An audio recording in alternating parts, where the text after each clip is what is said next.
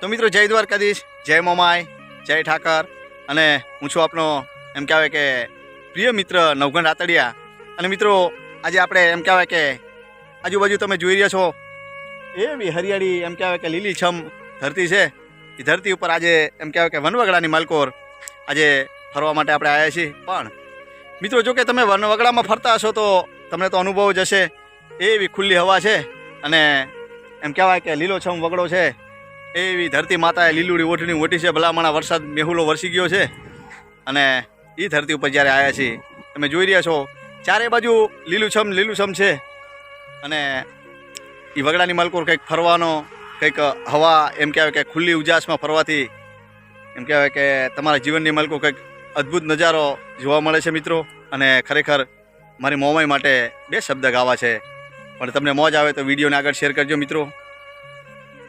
પણ મારી મોમાઈ માટે એમ કહેવાય કે ગઢમોરાની મોમાઈ માટે જ્યારે ગાવું હોય પણ કેવું કે પાંખ મને દીધી હોત તો મોમાય રોજ મોરા ગઢ જાત.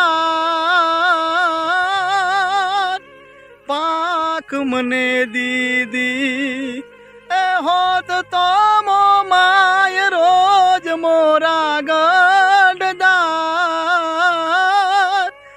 મારું ચિત ચોટે ને કામમાં મોમાય મારું મનડું મોરા ગઢ જાય. મારું ચિત ચોટે ને કામમાં મોમાય મારું મનડું મોરા ગઢ જાય.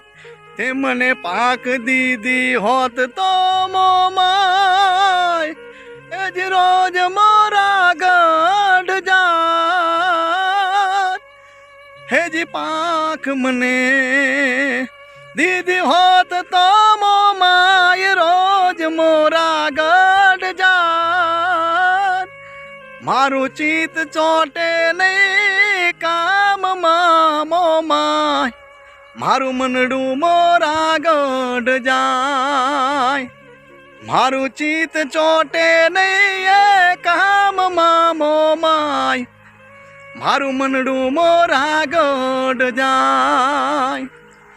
અને ખરેખર મિત્રો એમ કહેવાય કે જ્યારે આવી ખુલ્લી હવામાં આવી ત્યારે ખબર પડે કે એમ કહેવાય કે દુનિયાની માલકોર કેવા દ્રશ્યો હોય છે.